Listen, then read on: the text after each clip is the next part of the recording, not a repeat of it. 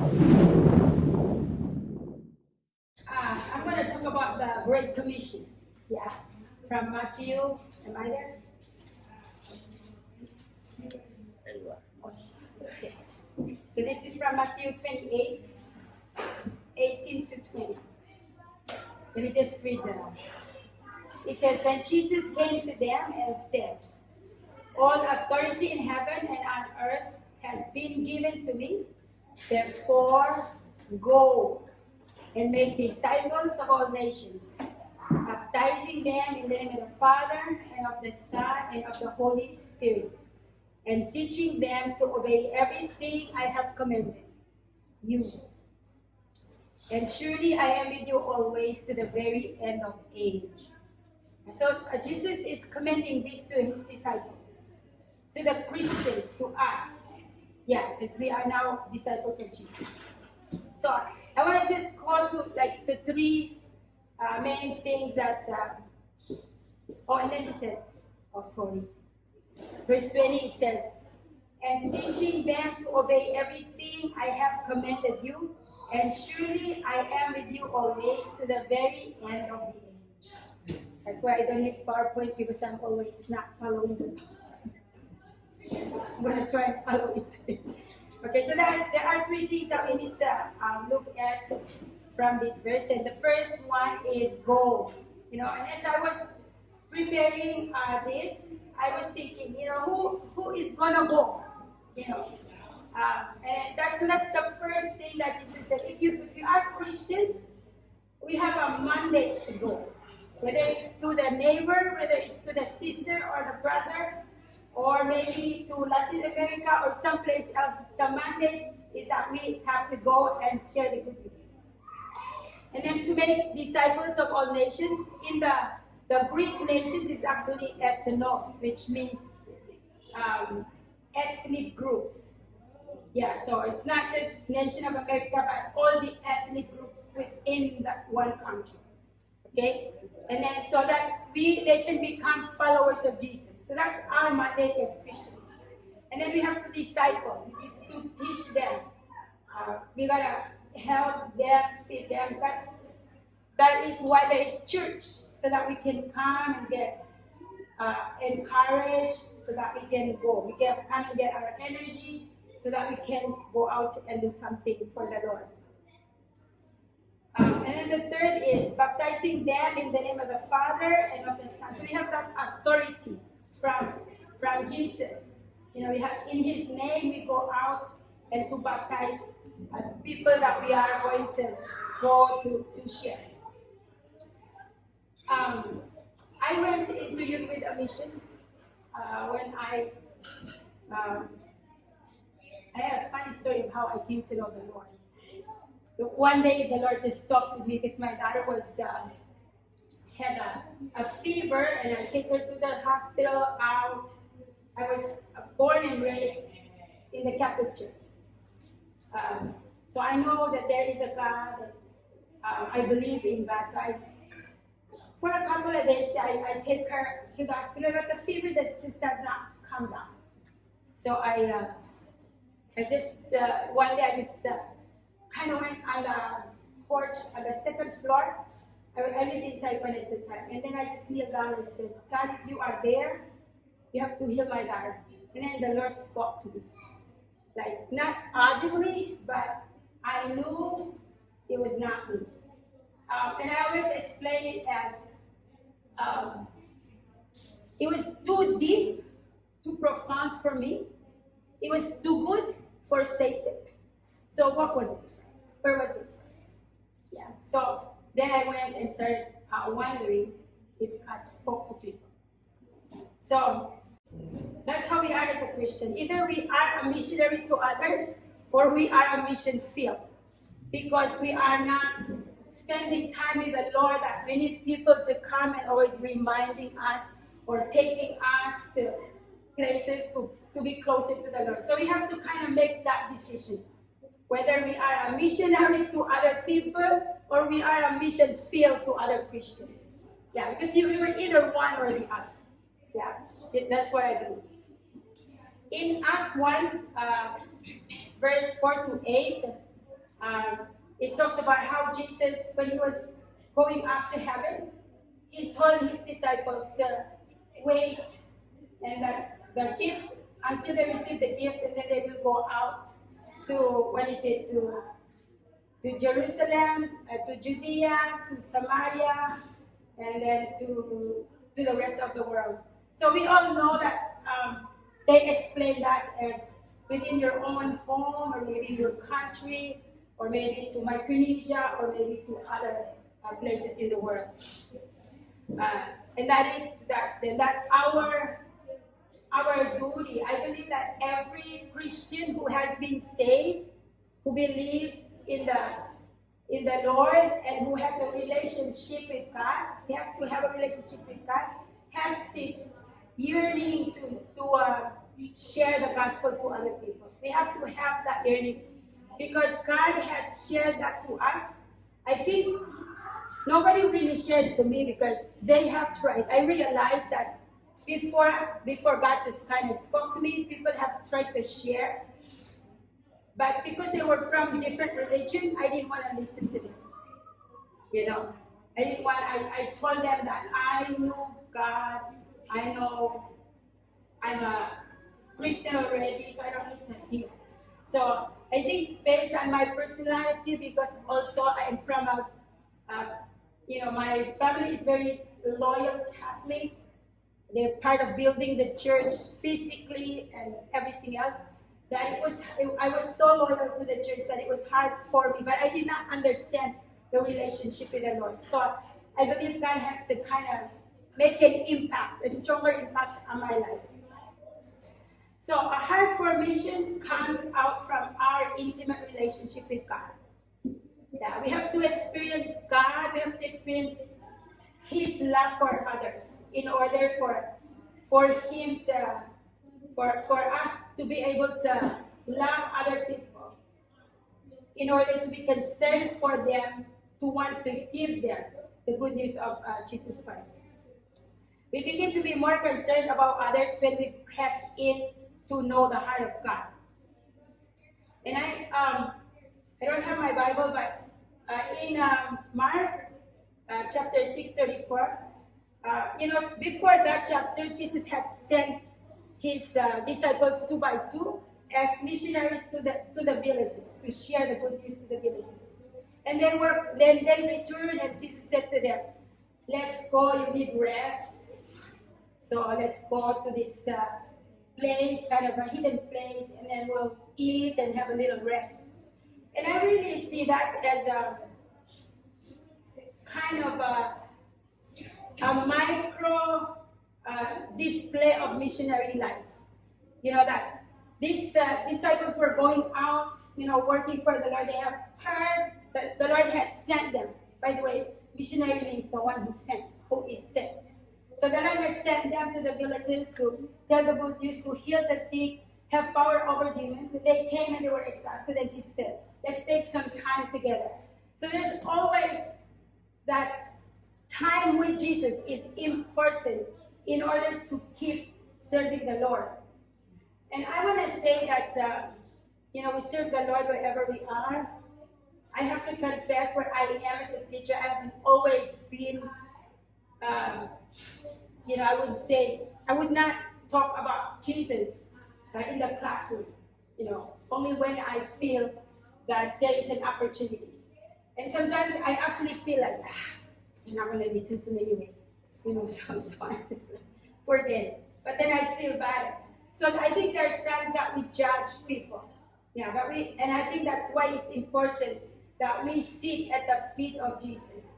Because whatever we might think is happening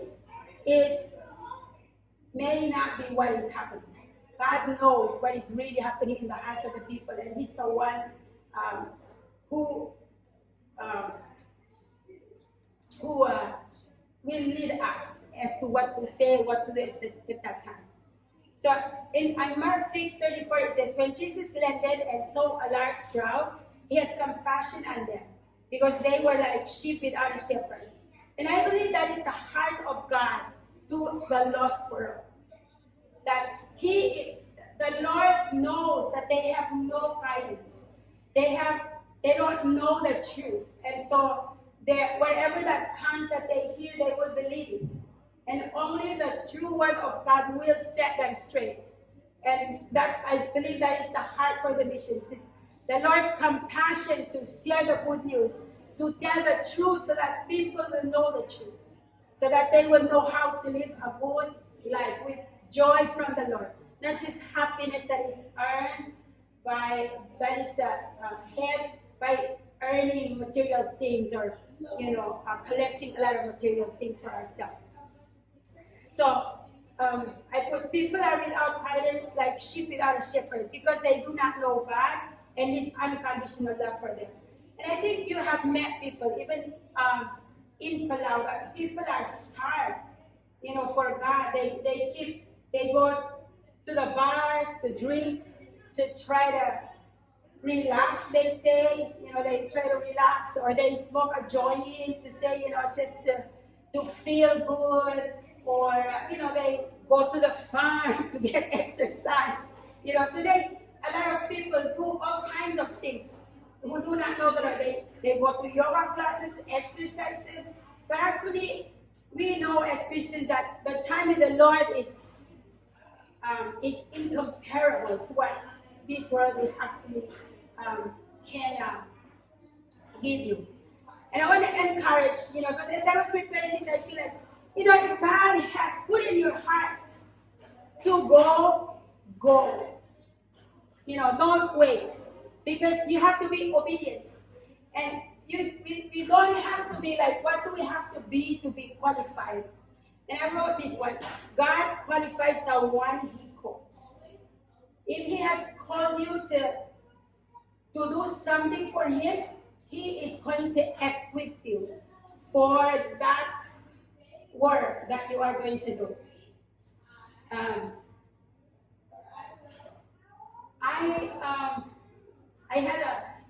I was in Youth with a Mission. I spent 12 years, and I think I told you that in here before.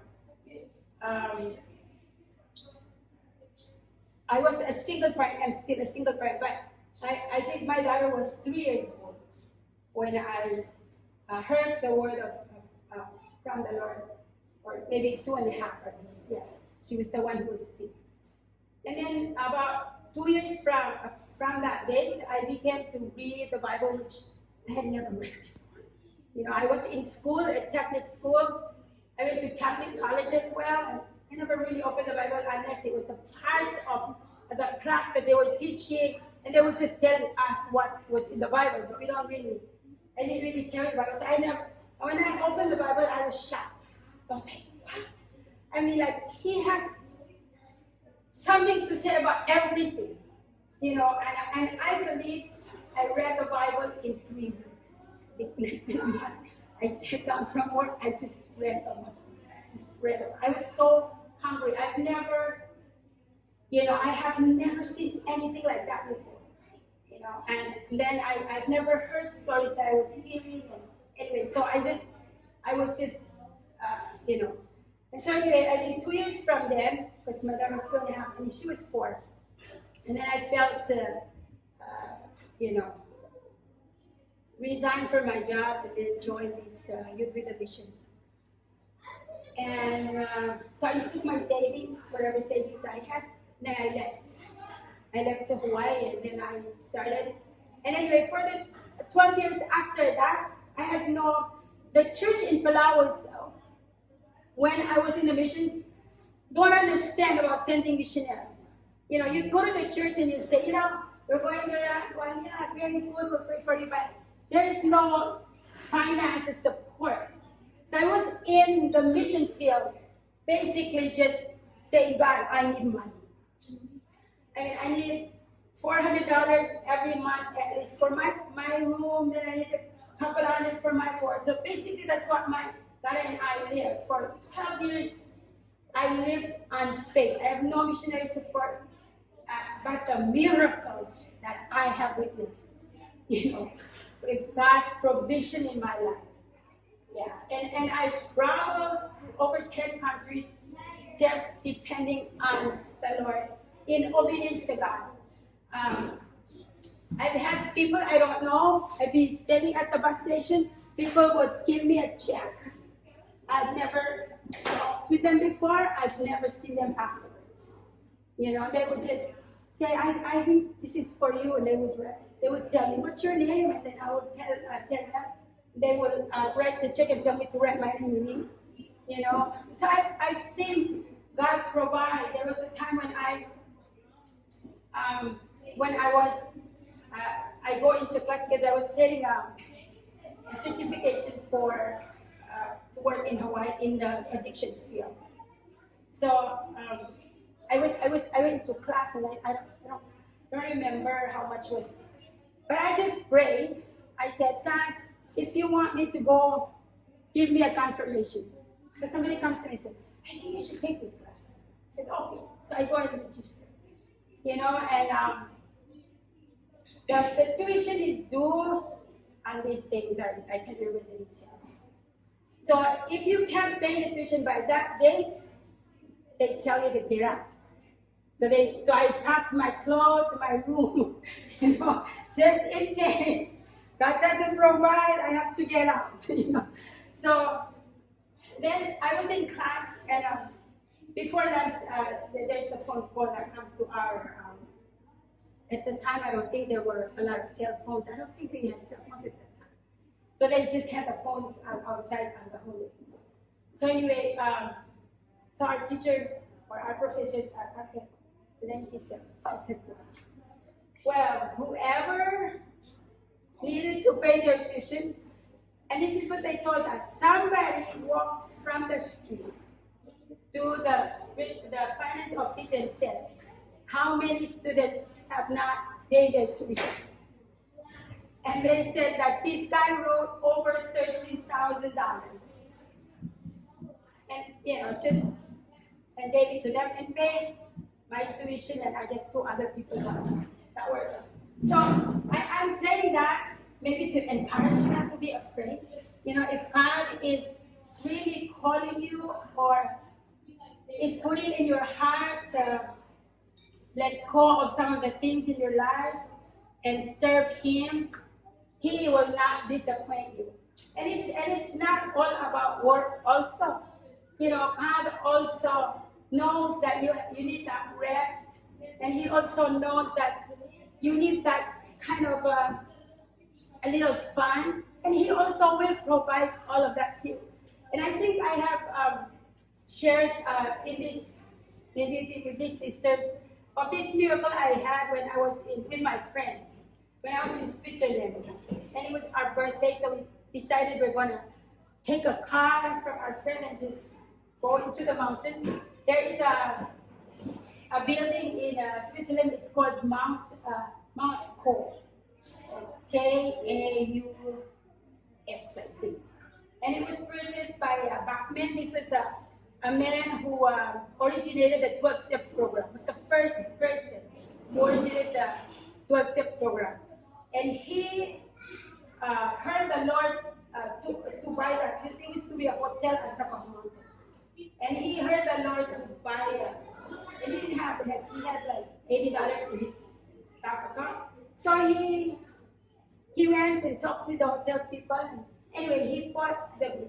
And because of that story, we wanted to go up to the Kau and see it. And in Switzerland, it's very mountainous, so it's kind of like you have to go around the mountain like this, all the way to the top. But my friend was the driver, and I was the one to give directions. And I told her to turn before the actual turn. She turned on the wrong turn, and we got lost. And we're just driving through this mountain, and we're looking at this mountain.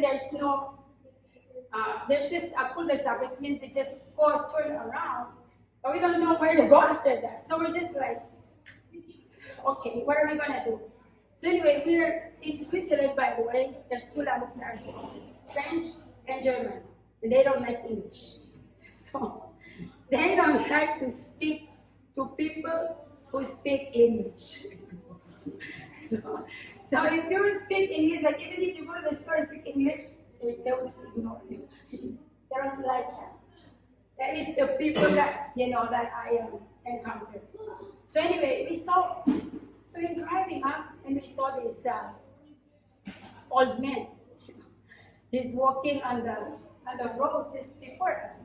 So I said to my friend Linda, stop. Let's go to the old man. So yeah, this will blow you. So we go up to the old man. We said, we're lost. He turns around. He speaks English, and he was happy to. So we put the map over on the top of the car, on the front of the car, and then he point us, where you are now, and now you drive, and then where you're going to be.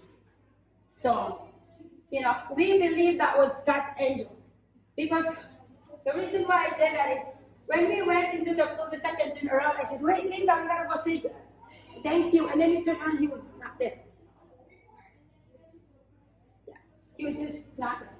Yeah. So I get really excited to tell you about this because God is real and God will meet you. Yeah. It's not always going to be fun. There's going to be hard times. But in those hard times, you press on to the Lord. Because God would like you to advance in something. He wants to show you. He will give you these struggles to increase your faith, increase your relationship with Him, increase your understanding of His character. He is always faithful. And so, so that was I just wanted to share those part of what I did in the mission field. One of the stories that I did in the mission field is when I was in Hawaii, because I spent 8 years in Hawaii working in the addictive field, because that's what was my mission. And so that's why I traveled, is because I taught in the addictive field in the mission. And, my leader tells me, we're going to go to China. And I said, no, I won't go to China. There's just some people in the world, I don't care if I ever go there. It's like, it does not really, I said, no, I don't want to go to China.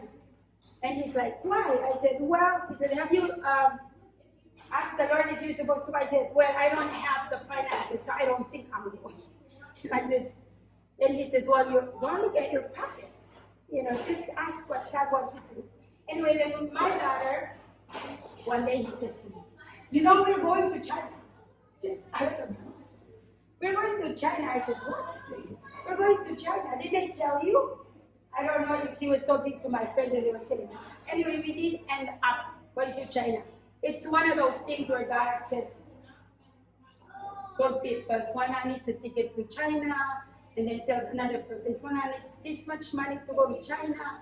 So, and that was also part of my learning, because if I was a very proud, I just wanted to do it by myself, even as a young person, I don't want to get, my mom tells me that I would be working and I was small, so everybody would be finished. But I don't want them to help because I want to finish it myself, So I couldn't get things from people. I cannot ask. When I needed things, I cannot ask. And so God used those circumstances to build my character also. Because when you are willing to receive, you're also willing to give. Yeah. When God puts in your heart to give, and if God says, give them $50, you're not going to say, are you sure? It's so much money. But you're just going to give because God has given you that, because He may be wanting something more than $50 or maybe less, I don't know. But, it's just in obedience. So mission field is really in obedience to the Lord, and we know because we have our pastors here in the church, our missionaries to the field. And I wanted to just, so I wanted to show you this. I don't know if you've heard of the 1040 window. So 1040 window are these countries within the 10 degrees north and 40 degrees north. These are the countries, that the rectangular countries there. And those are people that have not really heard of the Lord. Let me just give you some of these pictures. Do you guys know this person? Maybe you don't. This one? This guy is an actor. He's like a millionaire. I don't know if you've heard of the movie Black Diamond. Yeah, he stars in that movie. So these are the people. Some of these people in the 1040 window. People in Afghanistan, Benin. This is the actor I'm telling you about. China. This is supposedly the richest woman in the world, not just in China. Yeah. And then you have people in Greece, Yemen, Taiwan, Thailand, United Arabs. Then you have the Western Sahara children soldiers. Yeah, this is good to know because we can pray into these nations. And the more we know, we educate ourselves about missions or places where they need the Lord, we can pray into these nations. I remember meeting a German missionary in England, and he comes up to me, he goes, "You're from Palau?" And I said, "Yes." And he said, "I've been praying for Palau." He said, "And I've always wondered what you guys look like." Because he prayed, but he just didn't know. He took a blow and just, like this. And then he said, I just pointed to a nation and I started to pray, but I had no idea because the internet was not as good as it is today. So now when you put Palau there, you know where Palau is. So you never know what impact you are doing. Who knows? I forgot to tell him what year he was praying because who knows? He may be part of why I came to the Lord. So there's many unreached people. Right? We call them unreached people, but some people call them unevangelized people. And these are people who have little to no knowledge of Jesus. Yeah, they've never heard. A lot of people in India, there are people in Bangladesh, some of them are here, even some people in China. So they've never heard of Jesus or they have no knowledge of Jesus. They have never heard of the gospel. But unfortunately, these are not the only people who have never heard of the gospel. In the United States, there are a lot of, I would say, unevangelized people. They would know the name Jesus, but they have no idea, how he fits into the civilization. And another thing is they have a slim to zero chance of ever hearing the gospel before they die. So this is our mandate. This is the Great Commission for the Christians. If we cannot go because God is not, I would like to go. I'm 60. I'm going to retire very soon. I would like to go again if God tells me, But I think my most impactful, and probably it's because I get to see the fruits, is my time that I served as a missionary to the prison here in Palau. For 2 years, I went in to work with the addicted because a lot of prisoners have used or misused substance. That's why they ended up there. A lot of crimes are committed because they were under the influence. And so for 2 years, I went there, and I have to tell you that the first time I walked through there, there's bad pictures all over. Bad pictures just all over. It stinks. It smells like urine. It's spit everywhere. And so I said, Lord, what am I gonna do with these people? I'm a woman. They're men. I pray, don't let me fall in love with one of them. Don't let one of them fall in love with me. That was really my prayer because I realized that they've never seen women for a long time. Some of them just been there. So when a woman goes there, it's like, it's like, wow. Yeah. So I always pray. Anyway, so for the first, it was 2 sessions. Sorry, question. Yeah, it's life,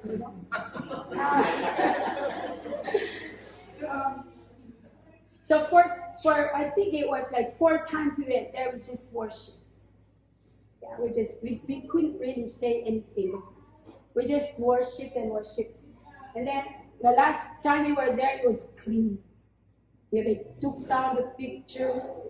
They poured Clorox, I guess, everywhere because it's all white and nice and everything. And so we started working there for 2 years.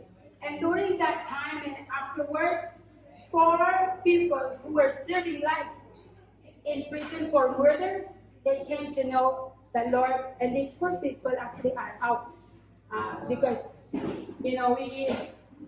they eventually got out. One of them is married to a very faithful Christian now, so he's doing good. Other 2, and I see them, I feel like, you with the Lord. Yes, sister, yes, sister. I'm not sure really where they're at this time. But, that's what I am to them, is I'm like their sister, and they know that when they see me, they're like, they gotta get their life straight, because God is a God who loves us, but He also wants us to be good, not to be involved in bad things. But one of them, while I was there working with them, he was able to get out. And while he was working outside, he met the mother of the person whom he murdered, and they were able to have a conversation, and he was able to ask forgiveness from her, and she was able to give or grant forgiveness, her own forgiveness. So it was a beautiful story. And so what I'm saying is, it doesn't have to be outside of Palau. If God calls you locally, He will also bless the work that you are doing.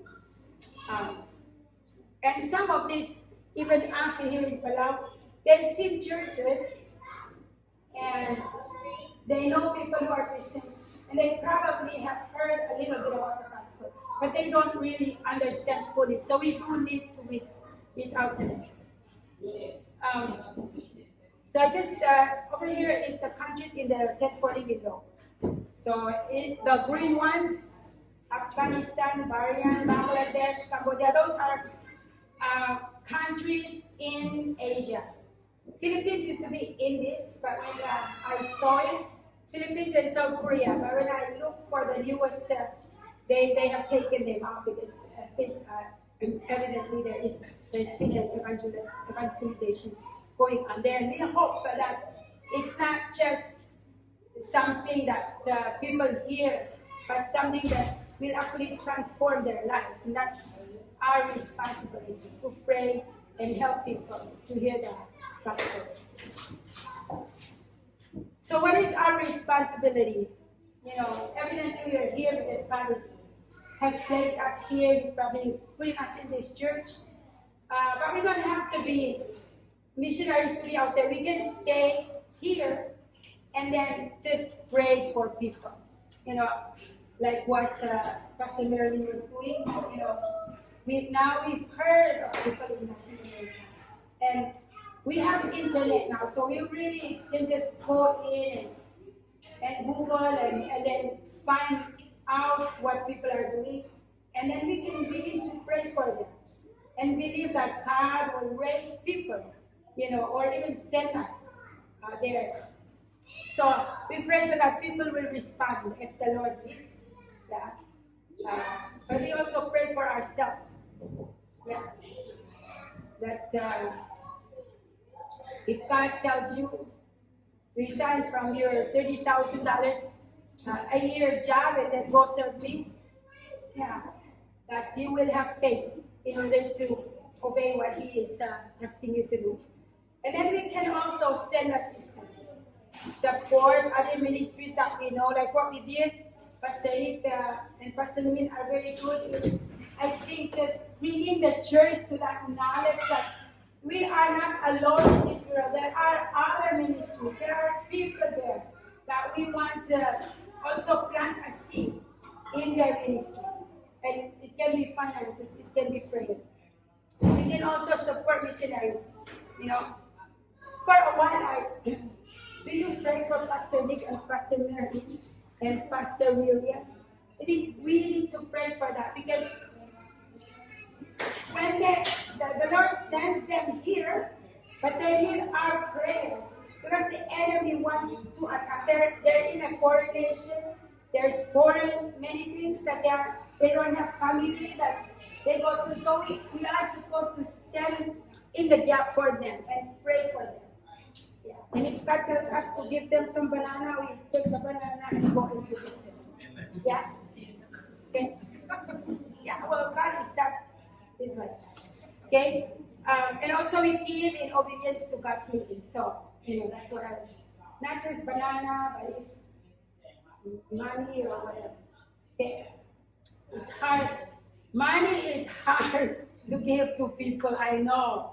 Because it's hard earned money. And you're like, why I have to give you money? But if God leads you to give money, He is God. He knows why He's asking you. So don't. Okay? So I just want to encourage you to go wherever God is placing you to go. Whether it's your friend, it's your sister. In my family, I am not really preaching the gospel. I'm one of the youngest. So if I say this, they're like, what do you know? So, I don't know, this is a culture in Palau, but it is culture in my family. When you're young, you don't say a lot because you haven't given enough.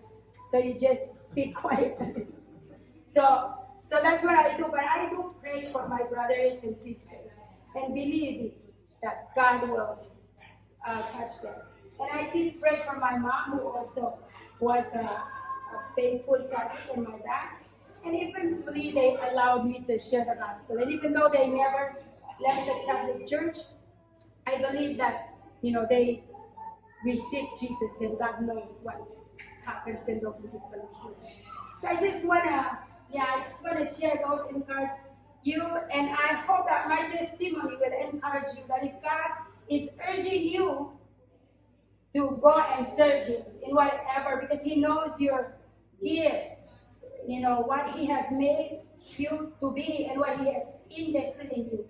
And He will call you, and He will not only bless you, but He will also show Himself to you in a way that you probably never thought it was possible. So thank you very